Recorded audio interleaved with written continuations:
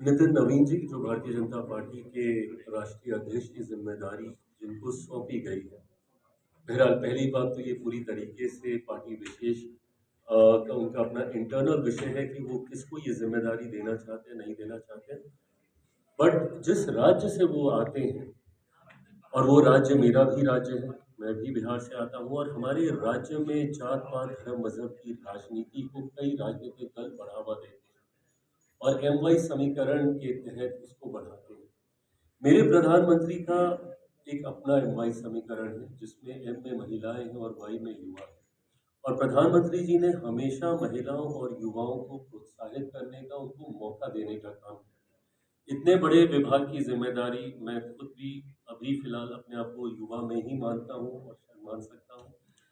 उन्होंने मुझे ये जिम्मेदारी देने का काम किया। ये दर्शाता है कि उनका विश्वास युवाओं पर है और ऐसे में पार्टी का नेतृत्व एक युवा के हाथ में दिया गया है। मैं मानता हूँ कि युवा नई सोच के साथ आते हैं। उनके कार्यशैली का एक अपना तरीका होता है जिसका लाभ मुझे लगता है कि ना सिर्फ उनके दल को बल्कि गठबंधन को, जिसका मैं भी हिस्सा हूँ, एनडीए को भी मिलेगा। Thank you sir. जो भी इस मंत्रालय की योजनाओं को जानता है वो इस बात को मानेगा कि हम लोगों ने हर एक एंटरप्राइज को इसमें एड्रेस करने का काम किया है।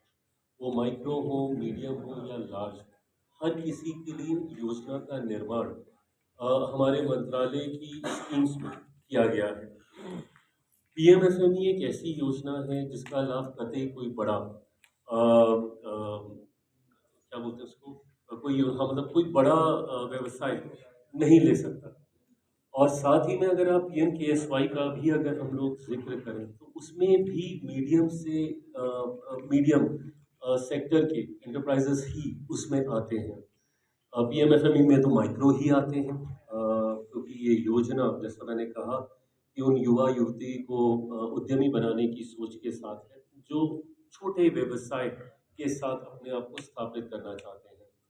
तो अगर विपक्ष ऐसी बातें करता है तो मैं उनसे आग्रह करूंगा एक बार बैठें और मैं अपनी स्कीम्स की जानकारी उनको विस्तार में दूंगा जिसका लाभ वो अपने साथियों को भी दिला Now सकें। my last question. My last question. We are concluding.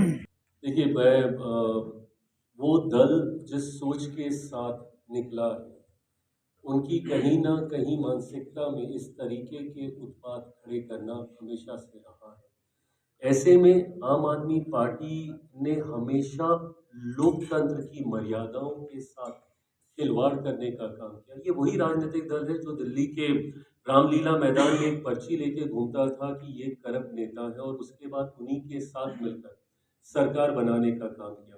जिस व्यवस्था के खिलाफ ये पार्टी निकली, उसी व्यवस्था का हिस्सा आज ये बने हैं। ऐसे में लोकतंत्र के चौथे स्तंभ के ऊपर इस तरीके से आघात करना, मैं अपनी तरफ से, अपनी पार्टी की तरफ से इसकी घोर निंदा करता हूँ। Sir, आपकी मिनिस्ट्री Sir, में food due to processing paucity का of the time, just we are just a minute. concluding. This is only So a last this is the question. last question. There is no. And this is regarding आपकी जो ministry वो food processing पे तो concentrate कर रही है, but एक बहुत बड़ा कंसर्न है अडल्ट्रेशन, फूड अडल्ट्रेशन, उसको लेकर कुछ चिंतन वगैरह हुआ है? ऑफ कोर्स फूड एडल्ट्रेशन बहुत बड़े नहीं, मुझे लगता है one of the most important concern है। हम लोग कतई गुणवत्ता के साथ किसी भी तरीके का खिलवाड़ नहीं बर्दाश्त किया जाएगा और फसाई की एक अहम भूमिका है जो स्वास्थ्य विभाग के अंतर्गत आता है और निरंतरता में मेरा मंत्रालय इन चीज़ों की समीक्षा करता है कि अगर कहीं पे कोई ऐसी जानकारी सामने आती है जहाँ पे गुणवत्ता के साथ या किसी भी तरीके का एडल्ट्रेशन किसी भी पदार्थ में हुआ है तो उसके ऊपर कड़ी से कड़ी कार्रवाई हो। ये संदेश जाए, एक प्रेसिडेंट सेट हो ताकि भविष्य में लोग ऐसा करने से डरें। बट क्योंकि ये विषय डायरेक्टली मेरे विभाग के अंतर्गत नहीं आता, बट हमारी सरकार होल ऑफ गवर्नमेंट अप्रोच के साथ आगे बढ़ने का काम कर रही है। साइलोस हम लोगों ने ब्रेक किए हैं, एक दूसरे के साथ निरंतरता में संवाद स्थापित करके, ग्रुप ऑफ सेक्रेटरीज का निर्माण करके हम लोग लगातार इन विषयों को एक दूसरे के साथ हम लोग साझा करते हैं। बट मैं मानता हूँ कि फसाई इसको लेकर पूरी तरीके से गंभीर है। ऐसा कोई भी विषय सामने आएगा तो उसके साथ किसी भी तरीके का कॉम्प्रोमाइज़ कभी नहीं किया